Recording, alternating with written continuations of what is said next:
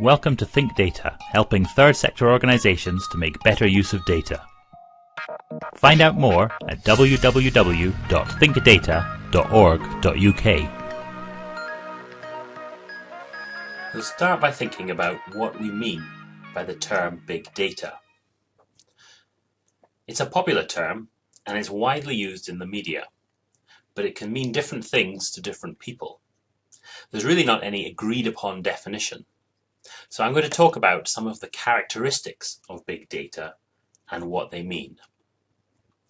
If you've worked with data before, you might be saying, what's the big deal? So we now have lots more data, but haven't we been managing and analysing data in different forms for a long time? How is big data different? In many ways, big data is not different. A lot of the same principles and methods for working with data still apply. What has changed is the sheer quantity and complexity of the data available and our ability to connect it together. Data has also become an integral part of our everyday lives, with many more of our daily living being recorded either actively, for example through social media, or passively, for example through mobile phone data. Our definition of big data needs to capture this changing role of data, as well as the scale and complexity of working with it, and if possible, to cut through some of the hype. So how big is this data really? It's big, right? Big can mean different things to different people. Big data is often said to mean data bigger than can be processed routinely with conventional computers. But the challenges of working with big data are not just technological. So big data doesn't have to be huge. It can be complex and challenging to work with, given the technology, people, skills and resources that are available to you. Data that is big for one organisation could be small for another. So in terms of its size, we're taking quite a broad definition of big data. There isn't a single set definition of big data, but there are some common characteristics that can help us to understand what we mean by the term. These are the 5 V's: volume, variety, velocity, veracity, and value. Firstly, volume. Volume means how massive amounts of data are collected and stored. Big data is large, it's unprecedented in scale and scope, but there isn't a precise definition for how big data has to be. In the emerging field of data science, the data that is collected and analysed is so large that storage itself can be a challenge, never mind processing and working with the data. But in practice, in many other disciplines and organisations, the sorts of storage challenges aren't just because the data is large, but also because of its complexity and how it has to be accessed and how it has to be secured. But even more traditional social survey datasets can contain information on hundreds of thousands of individuals, particularly where that data is being gathered over time. And while that data is big to an extent, in terms of large numbers of people, it's also big in terms of being wide, having lots of different variables. And so the analysis and the structure of that data can still be quite challenging. But it's not so big that it can't be analysed with conventional desktop computers. Variety represents the different types of information that can be held as big data. And we mean variety in 2 different ways. So firstly, big data can contain large amounts of different types of information about each individual in the dataset, so that there's a variety of information. But secondly, there are more different types and different sources of big data available than there were before. For example, social media data such as tweets or Facebook, healthcare data, video content, and data captured from wearable devices. Variety can also apply to the different structures of the data. That data held in big data sets doesn't necessarily have the more standard database structure that more traditional data sets could have. Velocity represents the speed at which big data is generated and can be analysed. Technological advances mean that a number of data sets are generated in real time and potentially can be analysed in real time. Much of this data is generated by the increase in digital devices that we all carry, phones and tablets and so on, that are generating data about our activity and our movements in real time.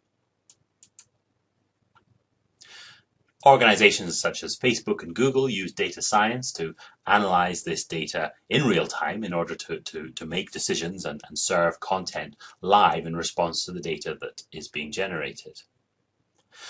In practice, many organizations aren't going to collect or want to react to data at quite that speed.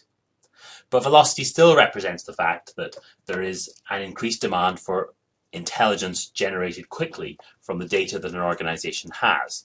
And so there is still pressure to generate information quickly about recent activity, even if it's not up to the minute real time.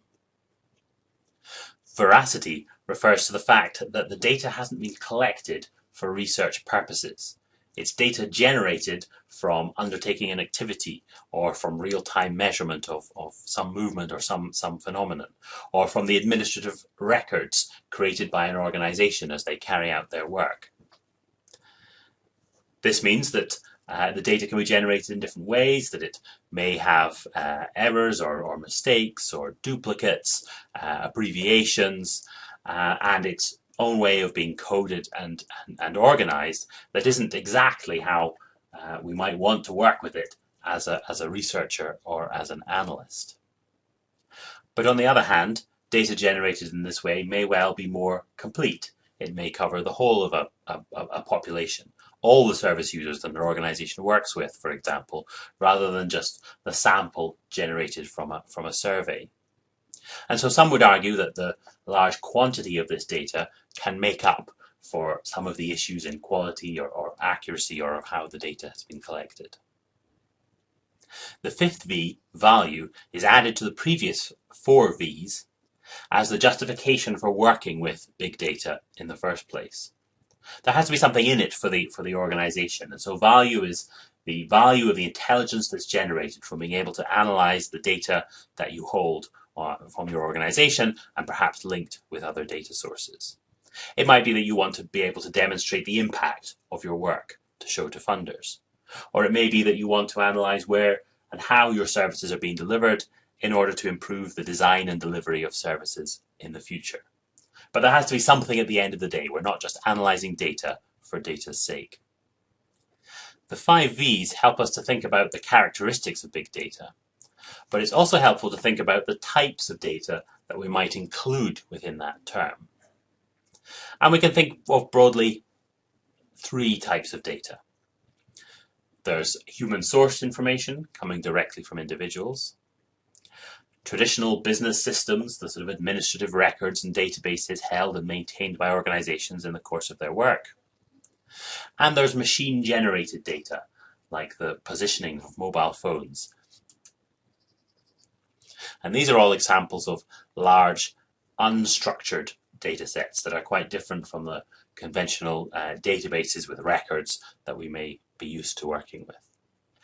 Examples of machine-generated data include satellite images, weather data, maps, and so on, scientific data collected from natural phenomena such as earthquakes or the state of the atmosphere, and photographs and video collected from CCTV or traffic monitors that tell us something about activity in the world.